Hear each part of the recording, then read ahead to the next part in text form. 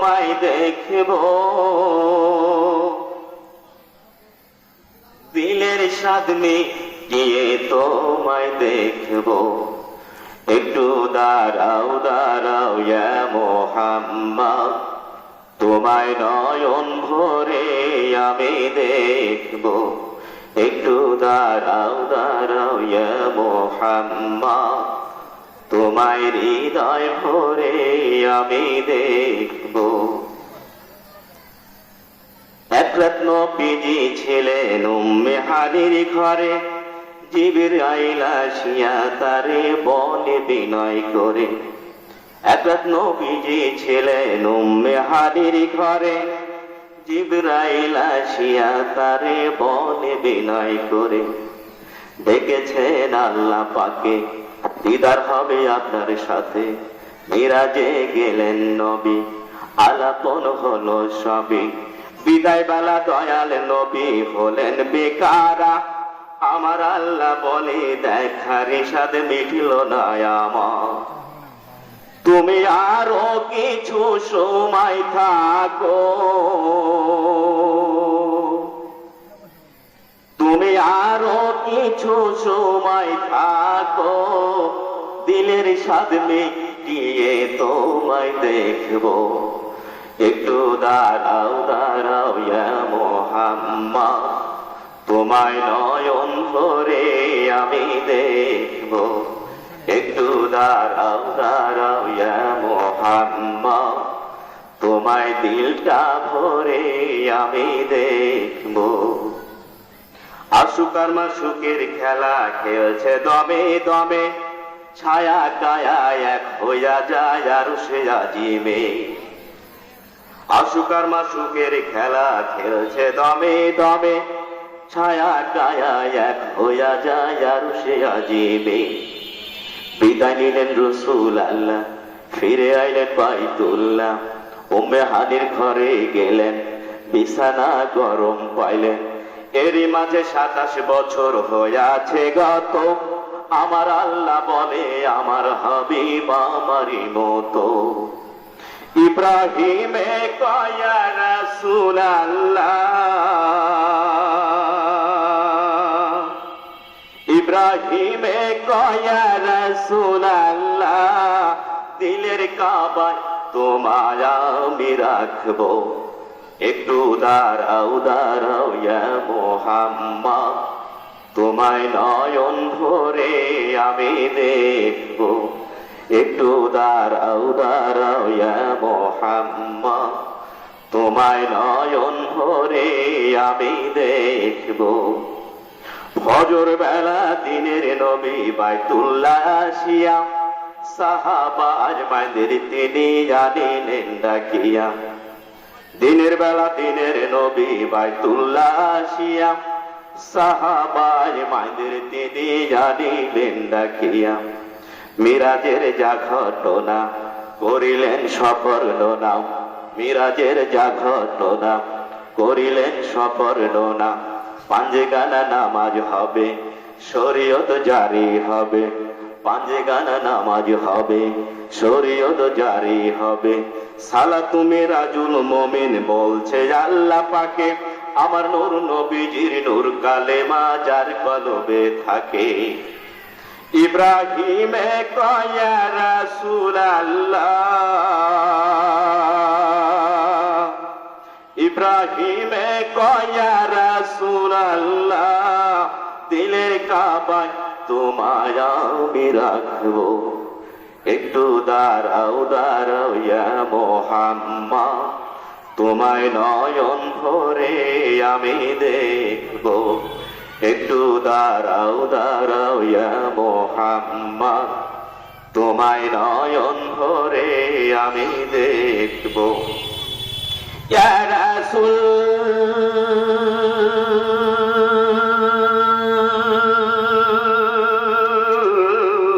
ইয়া রাসূল ইয়া রাসূল ইয়া রাসূল, লিল্লাহি তাকবীর লিল্লাহি তাকবীর। দিন ইসলাম দিন ইসলাম দিন ইসলাম দিন ইসলাম, লিল্লাহি তাকবীর লিল্লাহে তাকবীর।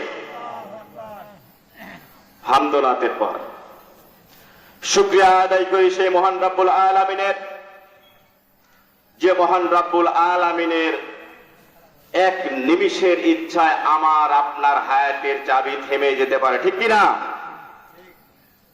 যে মহান রব্বুল আলামিন এমন একটি উত্তম দিন আমাদের উপহার দিয়েছেন, এমন একটি উত্তম জালসা উপহার দিয়েছেন, এমন একটি উত্তম সময় পর্যন্ত আমার আপনার হায়াতে তাইয়্যিবা বাড়িয়ে দিয়ে তার কাছে ক্ষমা চেয়ে নিজের গুনাহকে মাফ করে নেওয়ার জন্য সুযোগ করে দিয়েছেন, সেই রবের শুকরিয়া আদায় করি, বলি আলহামদুলিল্লাহ। দিল খুলে প্রাণ খুলে কেন বলবেন? উইদিন 7 days, গত 7 দিন আমরা যদি কোনো মালিকের আন্ডারে কাজ করতাম, এই গত 7 দিন রবের যতগুলো হুকুম অমান্য করেছি, এরকম কোন মালিকের আন্ডারে কাজ করে যদি হুকুম অমান্য করতাম, চাকরি থাকতো? তো যে রব আমাকে আপনাকে হায়াত দিয়ে, দৌলত দিয়ে, রিজিক দিয়ে, সবকিছু দিয়ে, রহমতের চাদর দিয়ে ঢেকে রেখে ক্ষমার উদারত দরজা খুলে দিয়ে আজ অব্দি পর্যন্ত নিঃশ্বাস নেওয়ার সুযোগ করে দিচ্ছেন, সেই রবকে খুশি করার জন্য দিল খুলে গলা ছেড়ে শুকরিয়া আদায় করি, বলি আলহামদুলিল্লাহ। দরুদ বর্ষিত হোক সকল কায়নাতের শ্রেষ্ঠ রাসূল, যাকে এক নজর দেখার জন্য পশু পাখিও ভিড় জমাইত,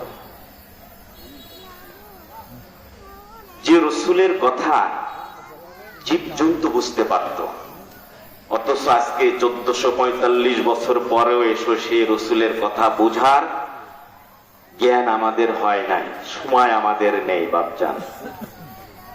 যে রসুলের আগমনে পৃথিবীর প্রান্ত থেকেও প্রান্ত সকল জুলমত নির্বাপিত হয়েছিল, যে রসুল সাল্লাল্লাহু আলাইহি সাল্লামের একটা ডিক্লারের মধ্য দিয়ে সকল বৈষম্য দূর হয়েছিল, যে রসুল ফিরিয়ে দিয়েছিলেন চাষা থেকে জমিদার পর্যন্ত সকলের ন্যায্য অধিকার, সেই বিশ্বনবী জনাবে পাক হযরত মুহাম্মদ সাল্লাল্লাহু আলাইহি ওয়াসাল্লাম।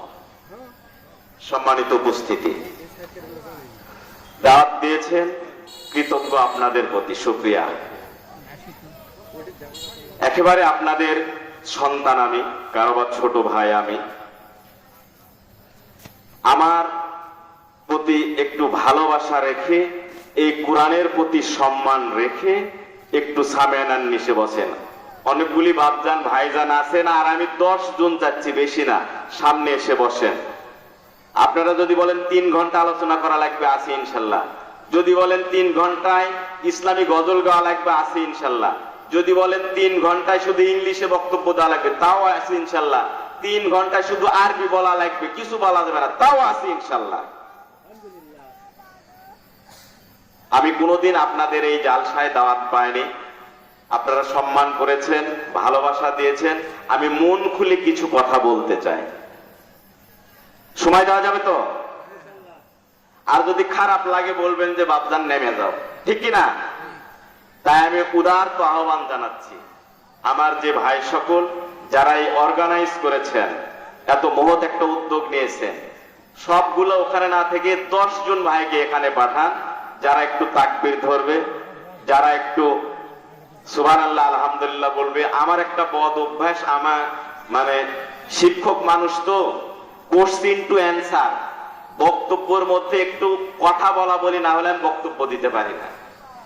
এই জন্য আমি একটু উদারত আহ্বান জানাচ্ছি যে ভাইরা আসবেন। তো যা হোক, এই বাজেখোলা উত্তরপাড়া জামে মসজিদের উন্নয়ন কল্পে বাৎসরিক এই মহতি জালসার সভাপতি জনাব মোহাম্মদ জয়েদউদ্দিন আহমদ, আমি যে মসজিদে জুমা পড়াই সে মসজিদের বর্তমান সভাপতি আমার ভাইজান, অত্যন্ত ভালো মানুষ আছেন। প্রধান অতিথি আমাদের প্রাণপ্রিয় বাগমারার আপামর জনসাধারণের যিনি কলিজার টুকরা ভালোবেসে আপনারা নির্বাচিত করেছেন, আলহাজ ডক্টর মোহাম্মদ আব্দুল বারী সর্দার, সেই সাথে ইউনিয়নের সকল দলের সকল পর্যায়ের বিভিন্ন পর্যায়ের নেতা নেতৃবৃন্দ, তাদেরকে সাদর সম্ভাষণ, অভিনন্দন। সেই সাথে এখানে মঞ্চে উপস্থিত আছেন, 5টার থেকে আলোচনা করছেন আমার এক ছোট ভাই, অনেক ভালো বক্তব্য রেখেছেন। আমি শেষ মুহূর্তে 1 মিনিট পেয়েছি, খুব মিষ্টি মধুর তার কণ্ঠ। উপস্থিত আছেন আপনাদের মসজিদের সম্মানিত খতিব ভাই বেলাল। উপস্থিত আছেন মাগরিব পর যিনি কোরআন ও হাদিস থেকে অত্যন্ত প্রাঞ্জল ভাষায় কিছু কথা উপস্থাপন করেছেন আমাদের জন্য, আমার শ্রদ্ধেয় ভাই হাবিবুর রহমান যুক্তিবাদী। সকলের প্রতি আমার সামনে উপস্থিত আছেন মুরব্বিয়ান। পর্দার আড়ালে এখন আর অবলা সরলা মা বোন নাই, এখন সব সচেতন মা বোন। তাই আমি আর অবলা সরলা বলি না, আমার সচেতন মা বোন সকলের প্রতি রইল আমার হৃদয়ের গহীন থেকে শ্রদ্ধা এবং সালাম। আশা করি জবাব দিবেন। আসসালামু আলাইকুম ওয়া রাহমাতুল্লাহি ওয়া বারাকাতুহু। সম্মানিত উপস্থিতি, মহাগ্রন্থ আল কোরআনের 2 নম্বর সূরা, সূরা আল বাকারার 255 নম্বর আয়াত উপস্থাপন করেছি। তিরমিজি শরীফের থেকে একটি হাদিস, 315 নম্বর হাদিস উপস্থাপন করেছি। আমি কিছু আমলযোগ্য কথা বলবো, যেটা আমাদের দৈনন্দিন জীবনে আমরা বেশি শিক্ষিত, অল্প শিক্ষিত, পা ফাটা, মূর্খ যারা আছি, যাদের প্রয়োজন এমন কিছু আমলের কথা বলবো আমার এই আলোচনার মধ্য দিয়ে। যে আমলগুলো আপনি কিভাবে করলে আপনার আমল বাড়বে, কিভাবে করলে আপনার দোয়াগুলো কবুল হবে, কখন বললে কবুল হবে, এই কিছু প্রয়োজনীয় কথা বলবো। সেই সাথে আপনারা যেটা দান দিবেন সেটা কালেকশন করব। আমার বক্তব্যে আমার জীবনে কখনো কিচ্ছা কাহিনী বলিনি। আমি যে জুমার বক্তব্য দিই সেটাও তাফসির ভিত্তিক, সিরিয়ালে একটা সূরার পর আর একটা সূরা। এখন আমার 23 নম্বর সূরা আলোচনা হচ্ছে। কয়েক বছরের মধ্যে দিয়ে পর্যন্ত আগাতে পেরেছি। সূরার প্রত্যেকটি আয়াতের উপর ধারাবাহিক তাফসির আমি পেশ করি আমার জুমাতে। তো যাই হোক, ধন্যবাদ সবাইকে। আমি যে আয়াতটি তেলাওয়াত করেছি, মহাগ্রন্থ কোরআনুল কারীমের সূরা বাকারার 255 নম্বর আয়াত। এই আয়াতকে অন্য নামে আমরা চিনি, যেটাকে আমরা বলি আয়াতুল কুরসি। চিনি তো? সুবহানাল্লাহ। এবং আমরা আমলও করি। এখান থেকে আর কি কি বেশি আমল করা যায় দৈনন্দিন জীবনে, সেটা নিয়ে তো একটা কথা বলবো, যদি আপনারা সুযোগ দেন আর মহান আল্লাহ রাব্বুল আলামিন আমাকে বলার সুযোগ করে দেন। সম্মানিত উপস্থিতি, আল্লাহ তাআলা বলছেন আমাকে আপনাকে উদ্দেশ্য করে, বিসমিল্লাহির রাহমানির রাহিম। আল্লাহু লা ইলাহা ইল্লা হুয়াল হাইয়ুল কাইয়্যুম লা তাখুযুহু সিনাতুন ওয়া লা নাওম লাহু মা ফিস সামাওয়াতি ওয়া মা ফিল আরদি মান জাল্লাযী ইয়াশফাউ ইনদাহু ইল্লা বিইজনিহি ইয়ালামু মা বাইনা আইদিহিম ওয়া মা খালফাহুম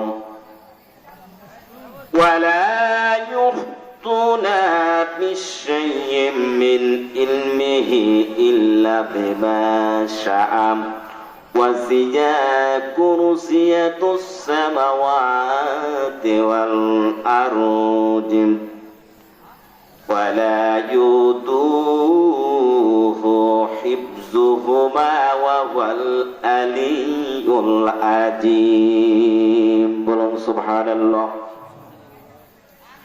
আল্লাহ তাআলা ডাক দিয়ে বলছেন, ও পৃথিবীর মানুষ, তোমরা কেন আমাকে মানবে? Why you are surrendered to me? তোমরা কেন আমার কাছে আত্মসমর্পণ করবে? তোমরা কেন আমার হুকুমকে অমান্য করবে না? তোমরা কেন আমার দাসত্ব মেনে নেবে না? তোমরা কেন আমার হুকুমকে মানবে না রে মানুষ? তোমাদের কি ক্ষমতা আছে আর আমার কি ক্ষমতা আছে একটু দেখে নাও। আল্লাহ তাআলা বলছেন, আল্লাহু লা ইলাহা ইল্লা হুয়াল হাইয়ুল কাইয়্যুম। আমি আগে অনুবাদ বলছি, পরে তাফসিরে যাব। আল্লাহ তাআলা বলছেন, আমি এমন একজন স্রষ্টা, আল্লাহু লা ইলাহা ইল্লা হুয়াল হাইয়ুল কাইয়্যুম। বলুন সুবহানাল্লাহ।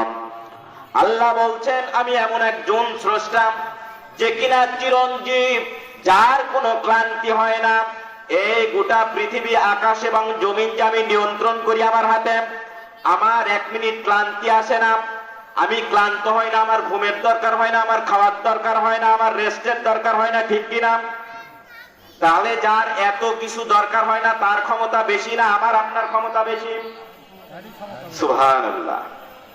এবারে আল্লাহ তাআলা বলছেন লা তাখুজুহু সিনাতুন ওয়া লা নাউম লাহু মা ফিস সামাওয়াতি ওয়া মা ফিল আরদি, এবং আমি এমন একজন রব যে কিনা আকাশ থেকে জমিন, সপ্ত আকাশ সাবাতুস সামাম, সপ্ত আকাশ সাবাতুল আরদ, সপ্ত জমিনের গহীন পর্যন্ত আমি আল্লাহ তাআলা নিয়ন্ত্রণ করি। বলুন ঠিক কিনা? আল্লাহ তাআলা এবারে বলছেন ইয়ালামু মান জাল্লাযী ইয়াশফাউ ইনদাহু ইল্লা বিইজনিহি। আল্লাহ তাআলা বলছেন, ও পৃথিবীর মানুষ জেনে নাও, আমার অনুমতি ছাড়া কাল বিচার দিবসে তোমাকে সুপারিশ করার জন্য কেউ দাঁড়াতে পারবে না, ঠিক কিনা? আল্লাহ তাআলার অনুমতি ছাড়া কেউ সুপারিশের জন্য দাঁড়াতে পারবে না। এবারে আল্লাহ তাআলা বলছেন ইয়ালামু মা বাইনা আইদিহিম ওয়া মা খালফাহুম, এবং আমি আল্লাহ তোমাদেরকে যতটুকু জ্ঞান দিয়েছি তার চেয়ে বেশি কিন্তু তোমরা অর্জন করতে পারো না, ঠিক না? আল্লাহ যতটুকু দিয়েছে, যতটুকু মেধা দিয়েছে, এর চেয়ে বেশি আমি আপনি কিচ্ছু অর্জন করতে পারি না। আল্লাহ তাআলা বলছেন ওয়ালা ইউহতুনা বিশাইইম মিন ইলমিহি ইল্লা বিমা শাআ ওয়াসিয়াউ কুরসিয়াতুস সামাওয়াতি ওয়াল আরদি। আল্লাহ তাআলা বলছেন আমার আসন এত বৃহৎ যে আকাশ এবং জমিন সবকিছু ব্যাপ্তি নিয়ে আমার ক্ষমতা, ঠিক কিনা? কেন আল্লাহ তাআলা বলছেন? আমরা এক বুবুজানের ক্ষমতায় অতিষ্ঠ হয়ে গেছিলাম, ঠিক